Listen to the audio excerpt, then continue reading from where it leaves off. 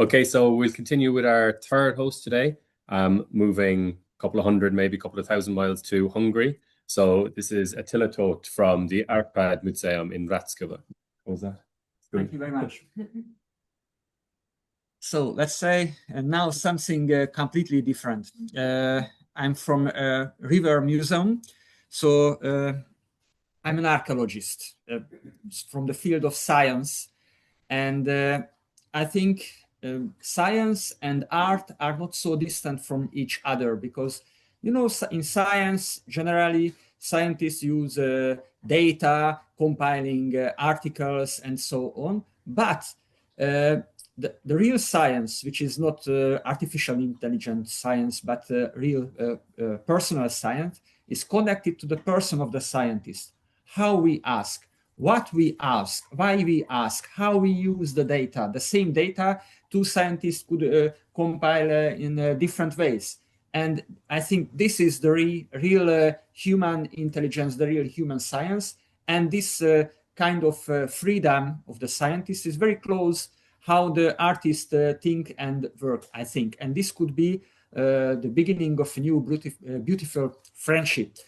As Dave explained, my museum, Árpád Museum, and myself will be a host in a further residency project. So I will share my ideas, who we are, which are the abilities we can offer you, and some personal insight, my ideas about an artistic residence. This is not an obligation. This is a proposal. So who we are. The Danube is the biggest river of the European Union. It's huge. If you have ever been along the Danube in Vienna or Budapest, you can see that this is not just a river, this is a giant. The Danube is 2,800 kilometers long. It connects the Alpine area with the Black Sea, so connecting very different areas, very different cultures, nations. Even today, there are 4 capitals of 4 different countries are situating along the Danube. So it's a huge land. In the right corner, you can see the Danube catchment area. So when a rain flow in this green area, or rain flows somehow into the Danube River and arrives at the end in the Black Sea. It's almost 1/3 of the continent. Ráckeve, the town, it's a very small rural town in Hungary, but very close to the capital, Budapest. It's just 1 hour from the city center and 1 hour from the international airport. So we are in an island, a big Danube island, isolated, but not very isolated because you can reach the world, of course. This island is around 40 kilometers long, so it's not a small island. It's like Isle of Man in the Irish Sea. So it's in itself a micro world. There are towns on the island, villages on the island, and it was forever. So as I'm an archaeologist, I can tell you that there are all periods represented on the island with different traces. Ráckeve is an interesting, well, maybe even spelling Ráckeve for you is some strange. It was the capital of this island, and the name consists of 2 parts. Rác is coming from a national name of the Serbians, Ratiarius in Latin, and Keve is the name of a town, a former town and a county in the southern part of the medieval Hungarian kingdom along the Danube. So today, this town is in Serbia. But in medieval times, Keve Varo, Keve Castle, was one of the seat of a Hungarian county in south of the Hungarian kingdom. In around the middle of the 15th century, the Ottoman Empire conquered the whole Balkan Peninsula and arrived to the border of the Kingdom of Hungary. And citizens of this Kevevaro town in the borderland find themselves on the front between Ottoman Empire and the Hungarian Kingdom, and they decided to evacuate the town and move inside Hungary for a more secure place. And as they came from the south, from the Serbian borderland, and their medieval Hungary was a mixture of different nationalities, so many of them were Serbians in origin. When they moved here on the island, which was the whole island was royal property, royal estate from the beginning of the kingdom until the end of the kingdom. And they got the right to settle down on the island temporarily until the king will finish the Ottomans, but it never happened. So a town raised, and the name of the town came from the former town hundreds of kilometers south, so Keve, and Rats from the ethnic group who arrived here. This is a legend. We have plenty of written documents, even from dating from 1440, but deeper research explains and discover that this beautiful story may be not true, because all this story is known from 18th century's copies of the so-called older documents, and the old original documents we don't have. And I made some archaeological research on the island, and I discovered that on the copy of this original document, they wrote that the refugees, it's a contemporary, but they were refugees, internal refugees, war refugees, settled down on the place of empty abbey. And I researched the area of this empty abbey, and I found that when it was empty, there was a flourishing community with international relations. Even with Flandria, we have a textile lead textile seal from Tournai, from Flandria, which show that this has not just a village, it was a flourishing market town, but there is no charter about this market town. So maybe it was an illegal market town. And all this town, when it was created, it was a mixture of existing connections and some people coming and mixing down. So an interesting story, and still in research. It is just one story. When my specialty is underwater archaeology and islandology. Maybe underwater archaeology could be understood easily. Islandology is maybe difficult for some. I will explain. Islands are special places, isolated because surrounded by water, and this is a possibility because islands has an exact border.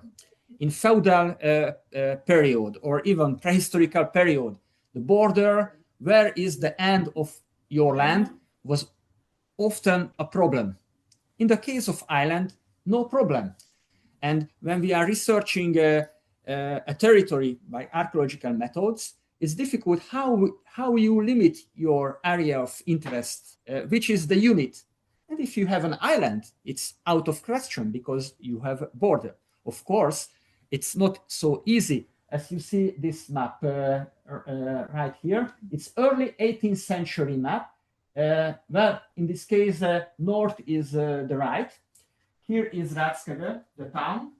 Here is a feudal castle of Chateau of Eugene of Savoy, an international person, general in the late 17th, early 18th century. So at this period, Eugene got the whole island as a property because he was a prince of the Habsburg monarchy. And you see there are plenty of small islands along the big island, and wetlands and woodlands and a river in scenario. And it's very interesting because rivers were very important in pre-industrial Europe, like communication, transportation, but even drinking water, industrial water, energy, water mills we have, fishing, we have big fisheries for giant sturgeons. So these are huge stories. Just I mentioned one word, but if behind every word there are a plethora of possible research and understanding. I would mention one thing which is not very well known. You may heard about Stonehenge, of course, and Stonehenge was built in stone by early Bronze Age people of bell bakers. Bell bakers is a culture, archaeological cultures existing in England, for example. Here's the English name. But the origin of the bell bakers is coming from the Iberian Peninsula, but they expanded throughout France, even reaching Germany, and along the Danube River, they arrived to our island, to Ráckeve area, and I found this potsherd from a bell baker pot, which is found here at the Savoy Chateau.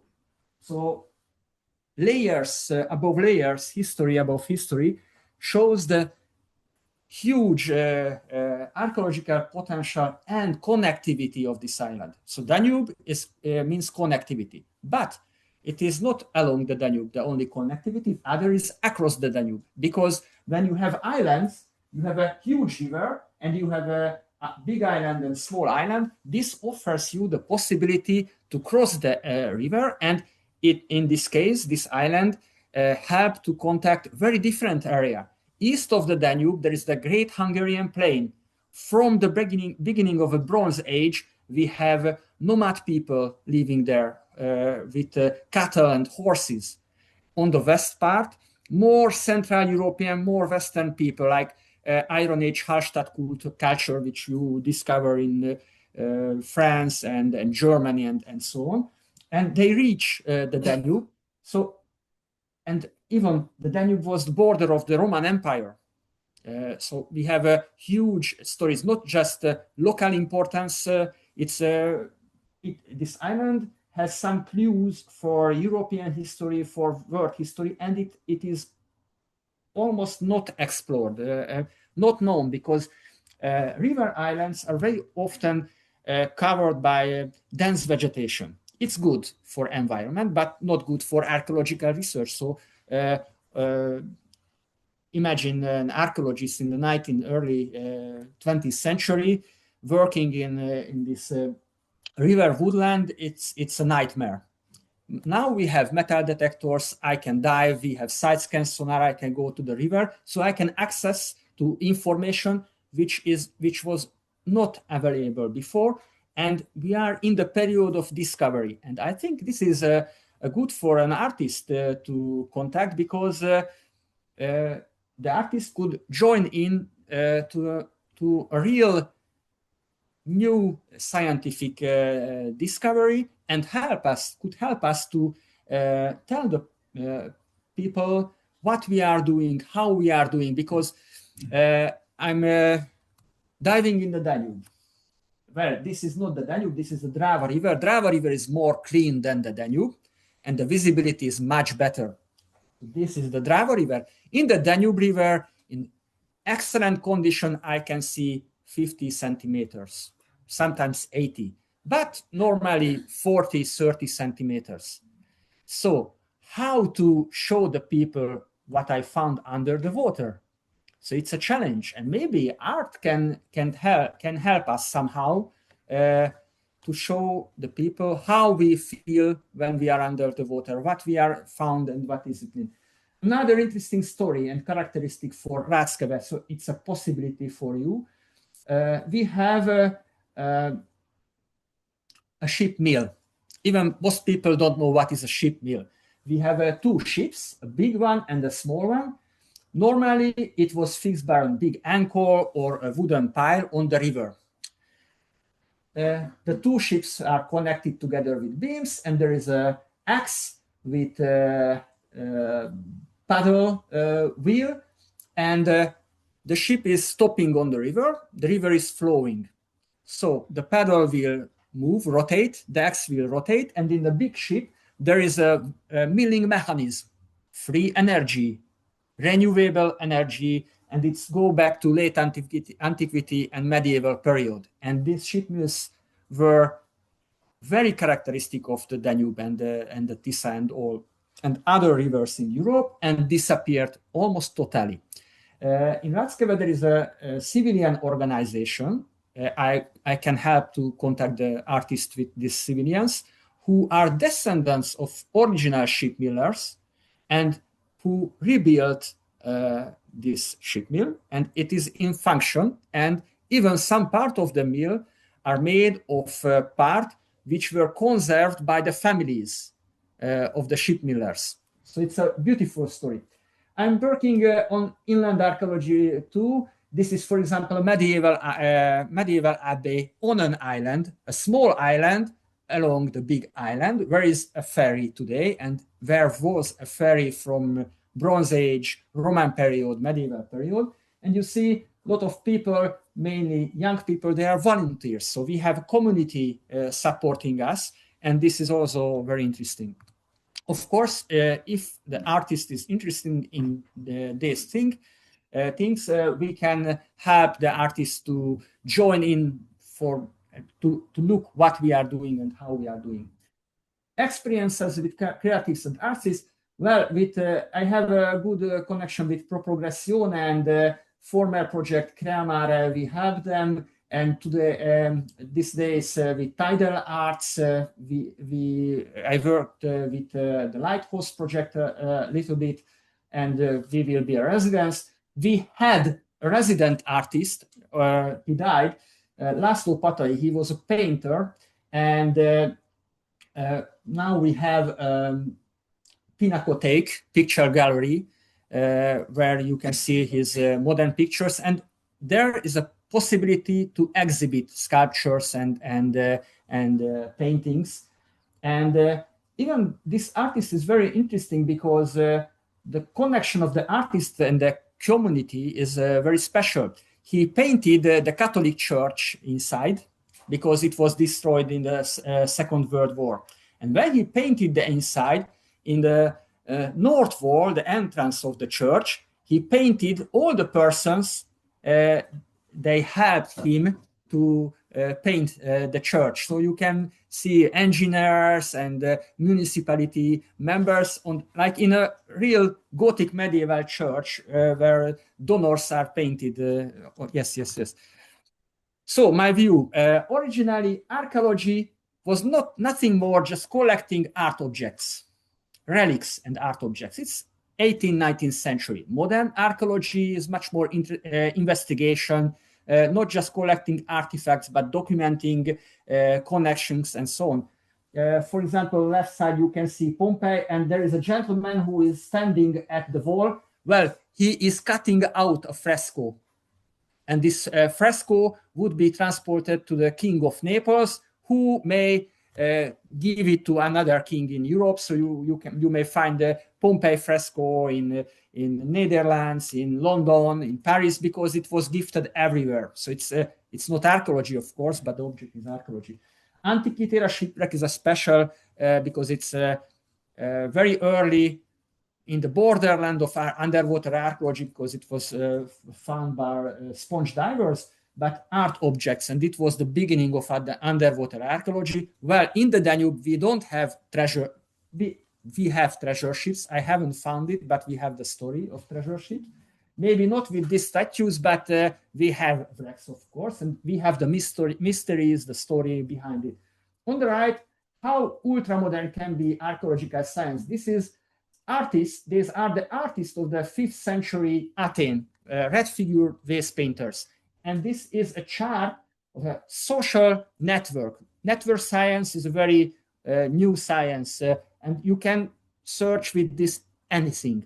And in this case, they search the connection between the artists, the artists who worked together, the potter and the artist, the student and the master and followers and so on. And it's beautiful.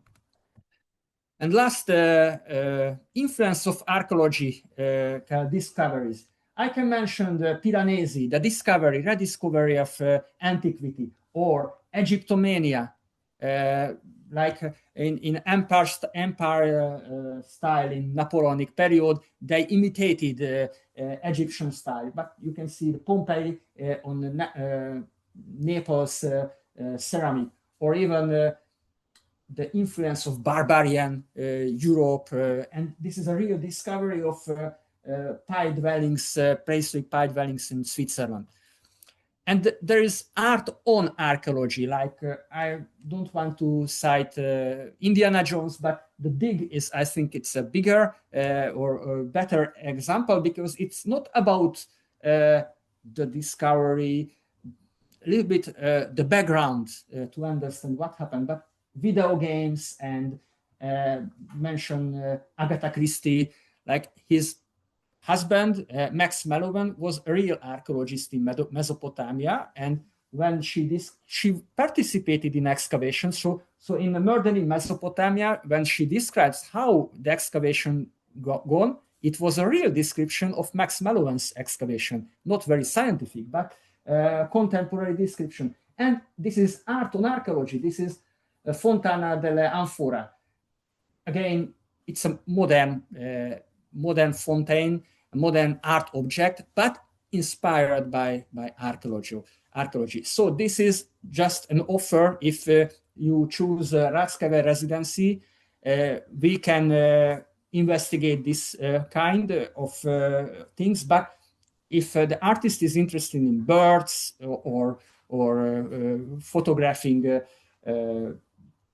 flowers, it's not a problem, because we have a network with local groups, and we can help.